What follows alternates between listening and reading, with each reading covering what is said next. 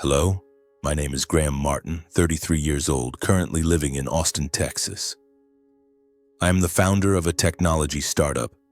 My company specializes in developing software to optimize energy for smart buildings. This is a venture I've poured my sweat, tears, and heart into building. If you met me today, you'd likely see a confident man leading a thriving company, living a life many dream of. But if you asked about my past, I'd tell you a story that's far from easy. A story that begins in the warm days of childhood, then suddenly plunges into darkness, where I learned that family isn't always the safest place. I was born an orphan. I have no memories of my biological parents, only that they abandoned me at an orphanage on the outskirts of Dallas. When I was 3, a middle-class couple, Robert and Ellen Harper, adopted me. They lived in a charming little house in Fort Worth with a white picket fence and a garden full of daisies. The first time I stepped into that house, I was too young to understand the meaning of family, but I felt warmth. Ellen, my adoptive mother, had a gentle smile like spring sunlight. She'd hold me, sing lullabies, and tell stories about rabbits in the forest. Robert, my adoptive father, was a tall, stern man, but always made time to play basketball with me after work at the bank. I called them Dad and Mom, and in the tender heart of a child, I believed they loved me like their own. My early years were like a pastel painting. I remember Sunday mornings when Mom sat at the kitchen table baking buttery cookies that filled the air with their aroma, while Dad taught me how to tie my shoes. I loved running around the backyard where Dad had built a wooden swing with his own hands. "Graham, you'll soar like an eagle," he'd laugh, pushing me on the swing while Mom waved from the porch. In those moments, I felt like I had everything a child could need: love, care, and a sense of belonging. I thought I was the happiest kid in the world. But then, everything changed. When I was 6, my mother gave birth to twins, a boy and a girl, James and Lily. The day they were born, I stood outside the hospital room clutching a yellow balloon Dad had bought me. I was excited to be a big brother, eager to play with them, teach them how to kick a soccer ball or draw sloppy cats. But when Mom brought James and Lily home, her eyes no longer looked at me the same way. The warm smile once reserved for me was now directed only at the 2 babies in their cribs. Dad was the same. He was busy caring for the twins, and our basketball games faded away. I began to feel like a shadow in the home I once called my haven. At first, I thought it was just their busyness. They had 2 new children, so naturally they needed to spend more time with them. I tried to help, mopping the floor, folding clothes, or even singing lullabies to the twins when Mom was tired. But every time I tried to get close, I was met with cold looks or words sharp as knives.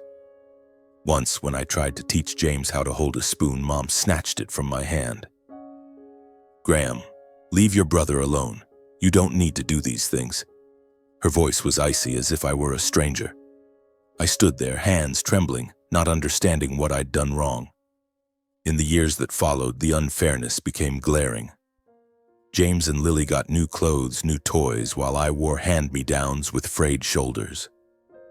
When I asked Dad to take me to the movies with friends, he snapped, "You need to be sensible, Graham. We don't have money to waste on frivolous things." But the next week, I saw him take James and Lily to an amusement park, laughing as if I didn't exist. I began to wonder, was I truly part of this family? The breaking point came one evening when I was 9. James, then 3, mischievously broke Mom's favorite vase. I tried to stop him, but Mom walked in, saw the shards on the floor, and turned to me. "Graham, what are you doing to your brother?" she screamed, her face flushed with anger. I tried to explain, but she cut me off. "You're just adopted, Graham. Don't think you have the right to discipline them." Those words pierced my heart like a dagger. I stood frozen, tears welling up, but I clenched my jaw, ran to my room, and locked the door.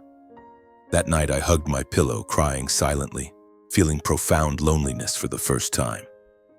I was no longer their son. I was just adopted. From then on, I became withdrawn. I spoke less, smiled less, and avoided family dinners. I found solace in old books at the school library, where I could escape to other worlds where no one called me adopted. But despite the pain deep down, I was still grateful to my adoptive parents. They'd given me a roof, food, and clothes. I told myself that one day I'd succeed, repay them, and maybe, just maybe, they'd look at me like a son again. The rest of my childhood was a struggle to hold onto a shred of self-respect.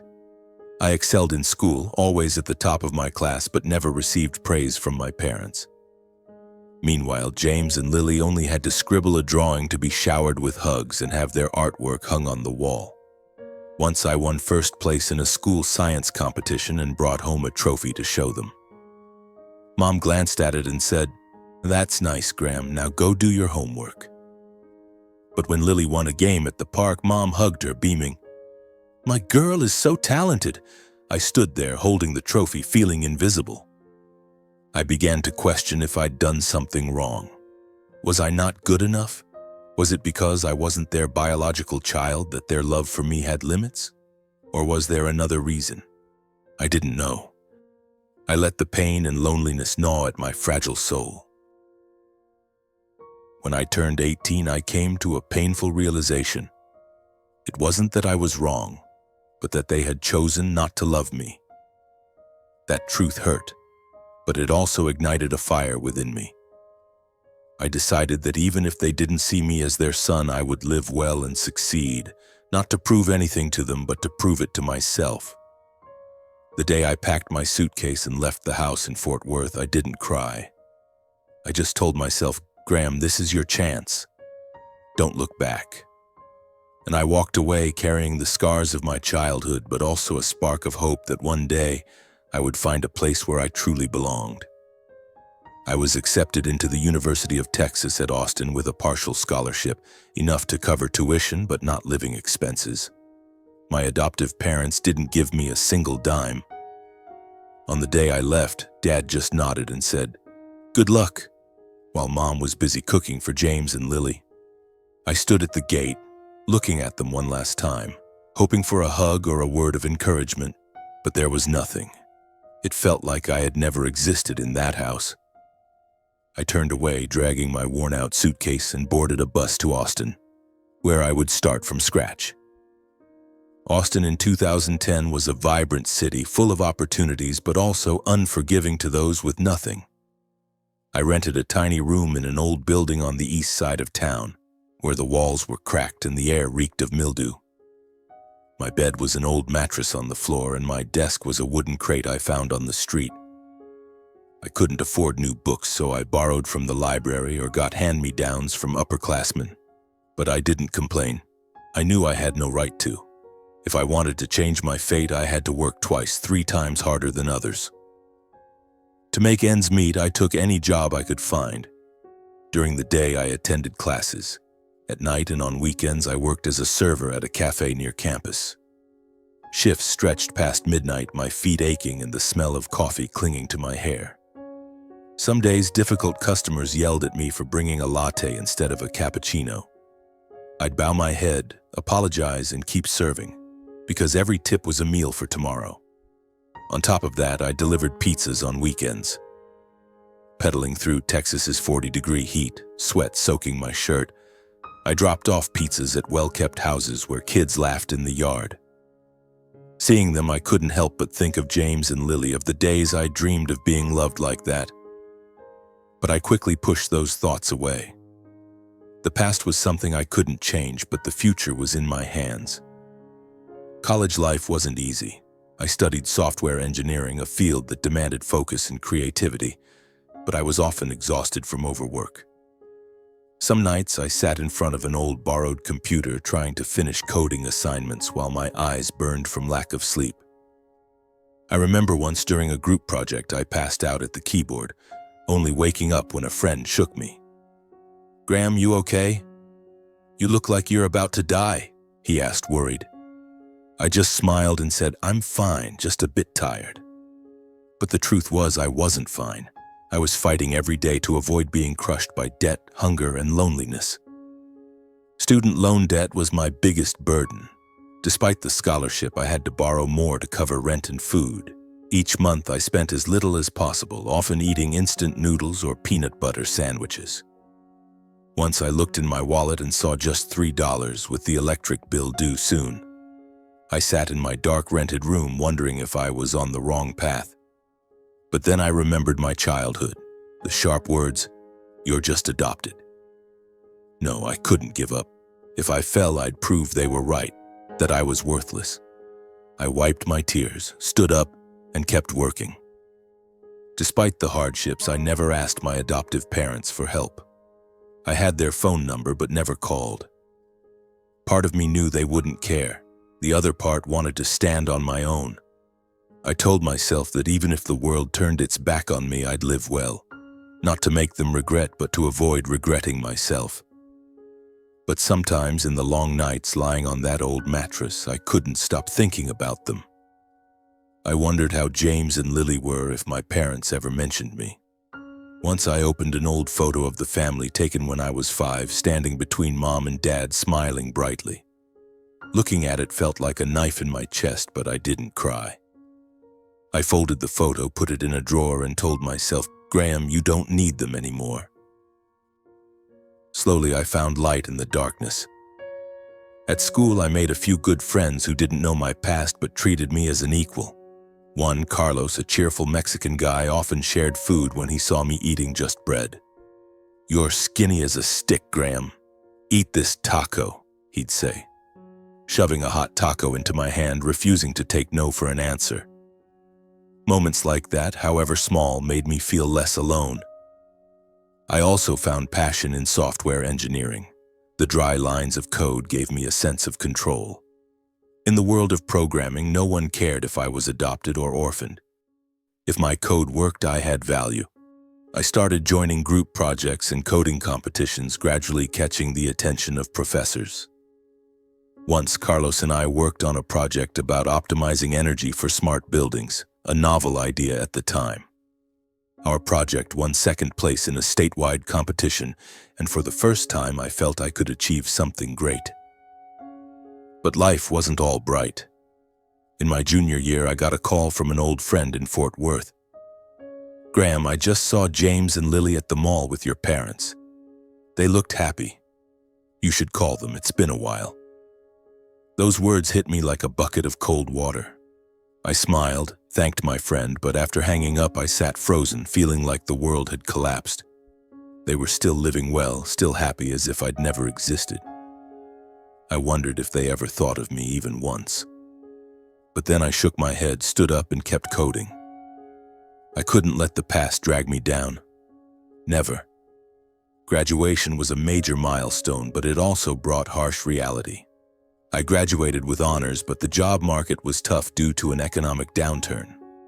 I applied to hundreds of places, from small firms to big corporations, but got only polite rejections. My student debt loomed larger, forcing me to move to an even cheaper apartment where neighbors' arguments pierced the thin walls every night. I kept working as a server and delivery driver, but the money barely covered debt, let alone a future. Once delivering pizza in pouring rain, I slipped and dropped the box. My boss docked my pay and the customer yelled in my face. I stood in the rain, soaked, staring at the ruined pizza on the sidewalk. I wondered if all this effort was worth it. But then I remembered the fire that had burned in me since leaving home. I picked myself up, returned to my rented room, and kept trying. Opportunity came one fateful afternoon when I read an article about the booming green tech industry in Austin. Startups in renewable energy and AI for environmental applications were attracting heavy investment. I recalled the energy optimization project Carlos and I had done in school, and an idea sparked. I decided to take the plunge, knowing the path was full of risks. With the little savings I had and Carlos's support, I began building a small startup, working day and night to develop software that helps smart buildings save energy. Carlos and I worked in my cramped rented room where our desk was a wooden plank propped up on an old beer crate. My college-era laptop, barely functional, often froze while running complex algorithms. Carlos brought an old desktop computer, but it wasn't much better. We shared instant noodle packets and cheap coffee, working ourselves to exhaustion. Some nights I fell asleep at the keyboard, only waking when morning light streamed through the cracked window. Our idea was to develop software using artificial intelligence to optimize energy for smart buildings. But turning that idea into reality required money. Carlos and I decided to enter a startup competition in Austin where founders pitched to investors. The first prize was $50,000, enough to buy better equipment and rent a small office. We spent 2 months preparing, working 18-hour days to perfect our prototype and pitch. I coded until my fingers went numb, while Carlos handled the interface design and market research. The night before the competition, I looked in the mirror and saw a gaunt guy with dark circles under his eyes, but they still burned with determination. "You've got this, Graham," I told myself. "You have to." On the competition day, I stood in a packed auditorium facing dozens of investors and rival teams. My hands shook as I held the mic, but I took a deep breath and began. I explained our idea, how it could save millions for commercial buildings and cut tons of emissions yearly.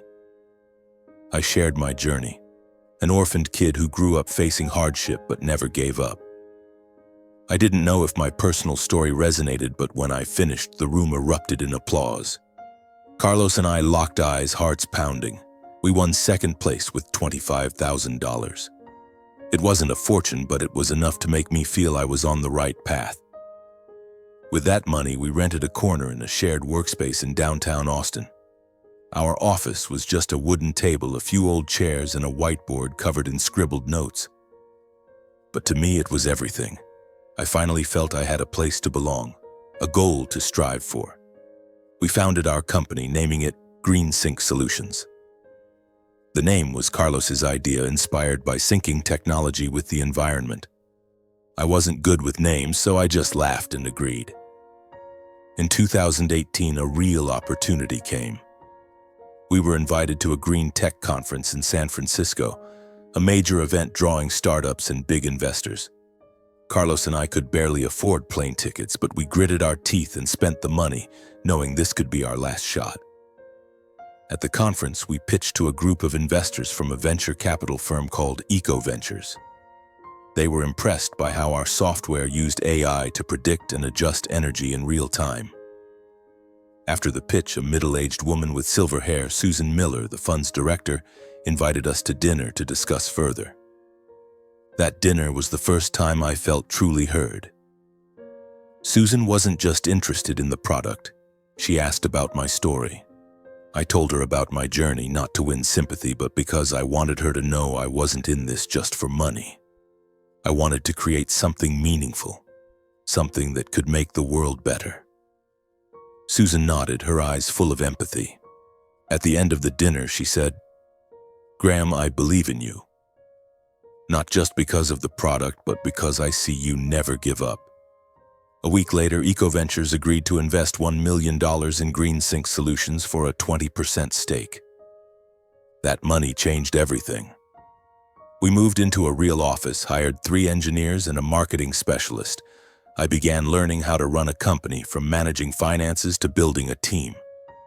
In 2020, GreenSync Solutions launched its first product. We signed a contract with a hotel chain in Austin, cutting their energy costs by 30% in just 3 months. Word spread and more contracts followed. Office buildings, shopping centers, even a university in California wanted our software. Revenue soared, and 2 years after the investment, the company was valued at $10 million. I, a guy who once delivered pizza in the rain, was now the CEO of a respected green tech startup. Forbes even mentioned me in an article about notable entrepreneurs under 30. Reading it, I gave a wry smile. They had no idea what I'd been through to get here. Success brought a life I never dared dream of. I moved out of the moldy rented room into a small but bright apartment in downtown Austin. I bought a reliable used car, no longer biking in the Texas heat. I sent money to Carlos so he could buy a house for his mom in Mexico. A thank you for standing by me in the tough days. But even with money, I never forgot where I came from. I still ate instant noodles when busy, wore old t-shirts to work, and kept that adoptive family photo in my drawer. Not because I missed them, but to remind myself how far I'd come. Though my life has transformed, I still carry an emptiness inside. I haven't contacted my adoptive parents, Robert and Ellen Harper, since leaving Fort Worth 11 years ago. In quiet moments, I sometimes wonder how they're doing. Despite the heartbreak their treatment caused, I remain grateful to them. They may not have loved me as their own, but I can't deny they took me in, giving me a home when I was an orphan child. I told myself that one day I would repay them, not to beg for affection, but to prove I've lived well, that I haven't let the past define me. The idea of a gesture of gratitude began to take shape. I wanted to do something grand, something that would make them see me differently. Then I thought of a beachfront villa, a perfect gift for Dad's 65th birthday, a milestone worth celebrating. In 2023, I sold a portion of my company shares during a second funding round, securing a substantial sum. With that money, I quietly began searching for the right villa. I finally found it, a stunning villa in Galveston, a few hours' drive from Austin. It sat right by the ocean with large glass windows overlooking the sea, a lush green garden and a spacious porch where the sound of waves could be heard. The villa cost $4 million, a significant amount, but I knew it was worth it. I pictured Dad sitting on the porch, sipping coffee, gazing at the ocean. I imagined Mom planting flowers in the garden as she used to in Fort Worth. And maybe, just maybe, they'd invite me to stay for dinner, looking at me as a true son. This gift, I hoped, would bridge the years of distance. I worked with a lawyer to prepare the paperwork. The gift deed officially transferring the property to Robert Harper was signed and notarized. I kept it a secret, not telling anyone, not even Carlos. I wanted it to be a surprise, a moment that could change everything. I counted down the days to Dad's birthday, January 4th. I knew I wouldn't be invited to the party, but I decided to show up, bringing the deed and a heartfelt wish. I didn't expect hugs or apologies. I only hoped they'd see I'd become someone they could be proud of. In the days leading up to it, I couldn't stop thinking about the past. Some nights I pulled the old family photo from the drawer, staring at the 5-year-old boy beaming between his parents. I wondered if they remembered those days when they held me, when they sang me to sleep. I didn't know the answer, but I chose to believe that deep down, they still held some affection for me. This gift, I thought, would awaken that. Dad's 65th birthday arrived. I drove from Austin, my heart pounding like a kid awaiting Christmas presents. The gift deed rested in a white envelope, carefully placed on the passenger seat. I wore a simple suit, feeling the need to look polished for the first time in years. On the drive, I rehearsed my greeting in my head. "Happy birthday, Dad. I have a special gift." I imagined Dad's surprise, Mom's smile, and maybe, just maybe, they'd see me as a true son, no longer the adopted kid forgotten. The 3-hour drive from Austin to Fort Worth gave me too much time to think. I recalled my childhood in that house. Sunday mornings with the scent of Mom's butter cookies, Dad pushing me on the swing, laughing, "Graham, you'll soar like an eagle." But when James and Lily were born, everything crumbled. I became a shadow, sidelined in my own family. Mom's words when I was 8, "You're just adopted," still echoed in my head, sharp as a knife. Yet I remained grateful. They had taken in an orphaned child, and I wanted to repay them with this gift, hoping it would erase the years of distance. I arrived at the old house in Fort Worth in the late afternoon. The white picket fence still stood. Mom's daisy garden was meticulously tended. Music and laughter spilled from the backyard, where the party was in full swing. I took a deep breath, clutching the envelope, and walked through the gate. My heart raced, tinged with fear. I wasn't invited. No one knew I was coming. But I told myself, "You've come this far, Graham. Don't stop now." The backyard was packed. Over 50 guests, from friends and relatives to my parents' colleagues, gathered around white-clothed tables. A small band played cheerful tunes, and the aroma of grilled meat filled the air. I stood at the edge, trying to blend in, but the moment I stepped forward, I felt eyes on me. James and Lily, now 27, spotted me almost instantly near the food table. James, tall with blonde hair, wearing an expensive shirt, smirked when he saw me. Lily, her long hair tied high in a bright red dress, giggled behind her hand, her eyes glinting with mischief. "Well, look who's here," James called loudly, his voice dripping with sarcasm, drawing attention from those nearby. "Graham, long time no see."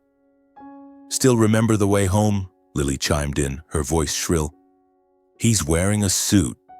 Don't tell me you're here to beg for a job at Dad's bank." They burst into laughter, as if I were a living joke. My face burned, but I forced myself to stand tall, gripping the envelope.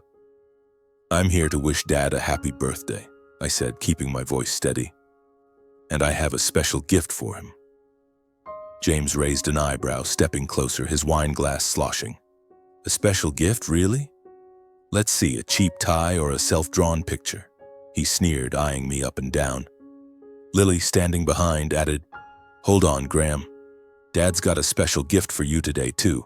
Bet you'll cry when you find out." They exchanged glances, giggling as if they held a secret I wasn't privy to. "What gift?" I asked, my voice laced with unease and a bad feeling. James shrugged, his smile smug. "Just wait. Dad'll announce it soon. Trust me, you'll want to see it before doing anything stupid." Their words made me pause. A gift from Dad? After 11 years of silence, could he be trying to make amends? I didn't dare hope, but a part of me, the boy who once craved their love, wanted to believe. "I'll wait," I said, my voice low but firm. James and Lily laughed loudly as if I'd said something hilarious. "Good call, Graham, don't go anywhere," Lily said, then pulled James back to their friends, leaving me alone in the sea of people. I scanned the crowd, searching for my parents. I spotted them near the main table, Dad in a gray suit, Mom in an elegant floral dress. As I approached, they looked up and I saw shock in their eyes. Dad froze, his wine glass halting midair. "Graham," he uttered, his voice stunned as if seeing a ghost from the past. Mom, Ellen, raised a hand to her mouth, her eyes wide with a flicker of panic. What are you doing here?" she asked, her voice trembling as if my presence was unwelcome. I smiled, though my heart tightened. "I'm here to wish Dad a happy birthday," I said, holding up the envelope. "And I have a special gift." Dad glanced at the envelope, then at me, his eyes a mix of surprise and discomfort. Mom turned away, avoiding my gaze, her hands clasped tightly in front of her. "Thank you, Graham. Later, okay?" Dad said, his voice flat. Then he resumed chatting with the man beside him. I stood there, feeling like an outsider, but I didn't leave. I wanted to give the gift, to show them who I'd become. And I wanted to know what special gift James and Lily had mentioned. The party went on, but I was sidelined. No one offered me a seat or asked how I was. I stood near the fence, watching people eat and laugh as if I were an invisible ghost. James and Lily occasionally glanced at me, whispering and giggling. I tried to ignore them, but each smirk felt like a small stab. I told myself to be patient, that the moment I gave the gift would change everything. I imagined Dad opening the envelope, reading the gift deed, and realizing how hard I'd worked to honor them. But deep down, a voice warned, "Graham, you're hoping for too much." Then the pivotal moment came. Dad stepped onto a small platform in the yard, tapping his glass to draw attention. The crowd fell silent, all eyes on him. "Thank you all for being here today," he began, his warm voice carrying through the air. "Today isn't just my 65th birthday, it's also a chance to share an important decision." He pulled a document from his pocket, holding it up. "This is my will. I want everyone to know that my assets, this house, my bank accounts, everything will be divided equally between James and Lily, my beloved children." But he didn't stop there. His words turned sharp, aimed at me. "By the way, Graham, my adopted son is here today after over a decade of absence. He says he has a birthday gift for me. But I think he's here to curry favor. Too bad he's too late. My will is already set." Then looking at me, he added, "Sorry, Graham, since you're adopted, I forgot to include your name in the will." The yard erupted in laughter and applause. James and Lily hugged, beaming with triumph. I stood frozen, the ground seeming to collapse beneath me. Was this the special gift they meant? A will that erased me from the family, announced publicly before dozens? I looked at James, who turned to me with a malicious grin. "Told you, Graham, Dad had a gift for you," Lily piped up, her voice shrill. "I said he'd cry. Look at his face." They laughed loudly, as if my pain were a hilarious joke. Some guests glanced at me, their eyes a mix of curiosity and pity, but no one spoke up.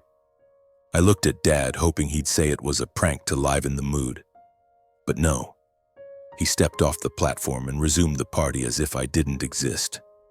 Mom stood there, silent, hands clasped, her face expressionless. My heart shattered. All the years of hard work, sleepless nights, and hopes for a family, gone in this moment. I was that 8-year-old boy again, standing in the kitchen, hearing Mom snap, "You're just adopted." Those words, after 25 years, were echoed by my adoptive father once more. Tears welled up, but I refused to cry. I couldn't let James and Lily see me break. I couldn't let my parents think they'd won. Clutching the envelope, my fingers trembling, I stepped forward, standing in the middle of the yard, facing Dad. The crowd fell silent, all eyes on me. "I came here to repay you, not to beg," I said, my voice shaking but clear, ringing through the stillness. I held up the gift deed for all to see. "This is the deed to a beachfront villa in Galveston worth $4 million. I bought it intending to gift it to you both to thank you for raising me." A murmur rippled through the crowd. Dad froze, his eyes widening, his hand trembling slightly. Mom covered her mouth, her face paling as if realizing something terrible. James and Lily stood stunned, their smiles vanishing. I continued, my voice now steadier. "I've worked my whole life not to prove anything to anyone but to prove to myself. I thought this gift would bridge the gap, make you see me as a son, but now I see it's not necessary." I locked eyes with Dad, then slowly tore the gift deed into pieces. The scraps fell to the ground like fragments of my broken heart. The crowd held its breath. James and Lily gaped, speechless. Dad took a step forward, his mouth moving, but no words came out. I turned and walked out of the yard, not looking back. The music resumed, but the party's atmosphere had shifted. I heard whispers behind me. "That's Graham, the adopted son. How could they treat him like that?" But I didn't care. I walked through the gate, got in my car, and drove back to Austin, leaving that house and my last hopes for a family behind. On the drive, I didn't cry.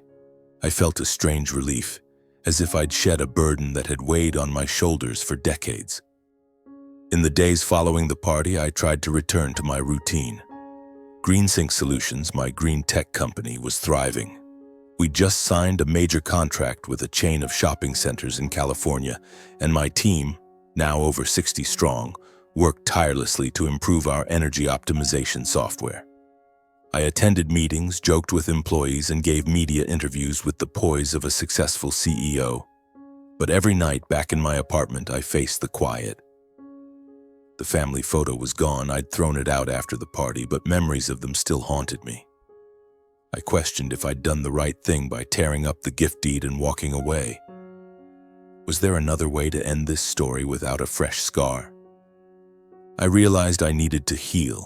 Not to forgive my adoptive parents, Robert and Ellen, or James and Lily, but to forgive myself, the young Graham who believed he had to try harder to be loved. I sought out a therapist, a middle-aged woman named Clara.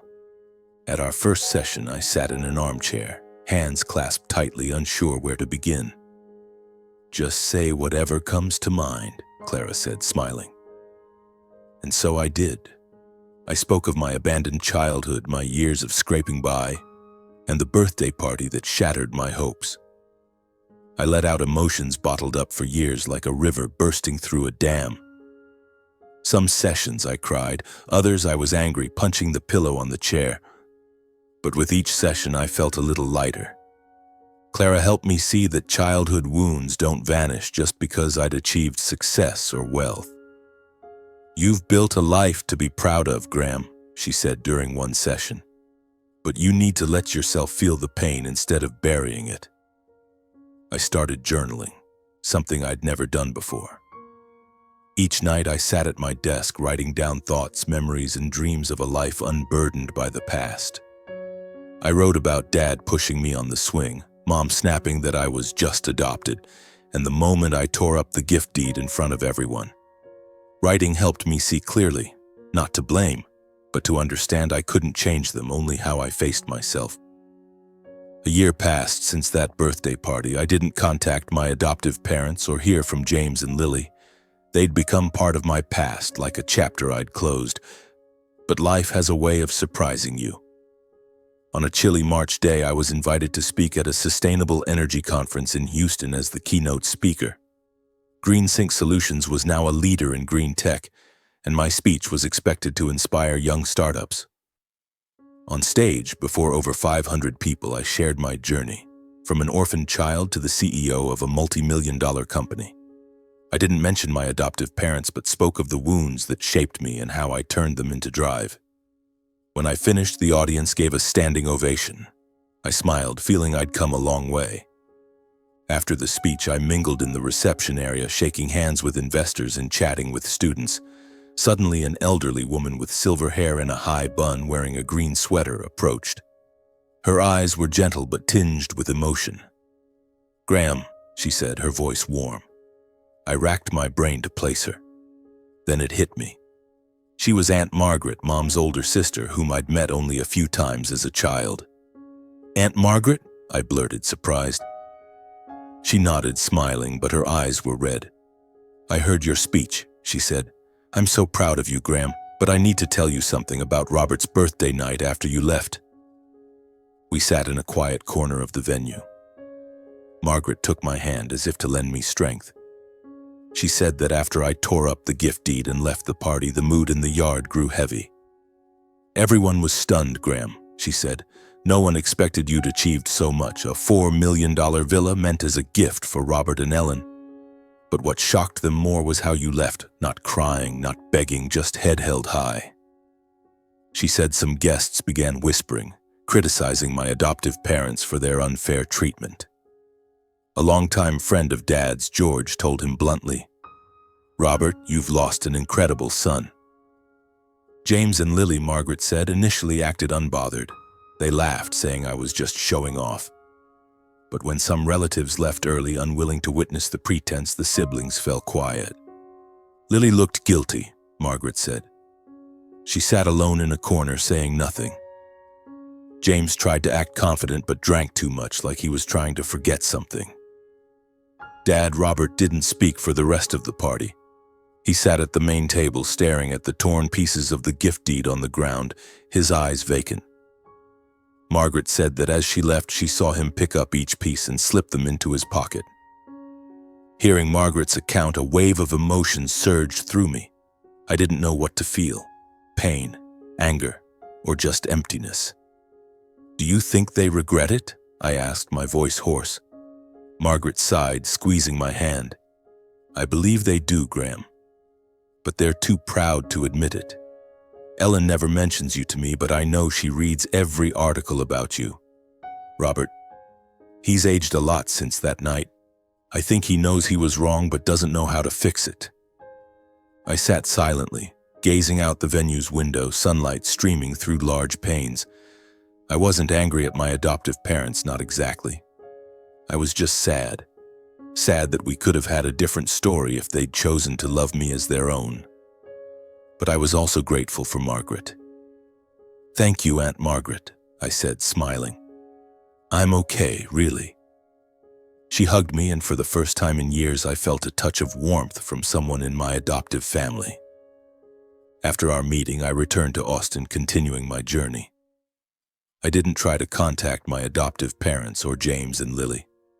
I didn't need their regret or apologies. I'd found freedom, not by running from the past, but by facing and releasing it. In the time that followed, alongside therapy, I found new meaning in helping others. I began engaging in charity work, focusing on supporting orphans and struggling families. I founded a nonprofit called Bright Path, inspired by my own journey. A path to light despite starting in darkness. The foundation offers scholarships for orphans, funds skill-building classes, and builds community centers in underserved areas.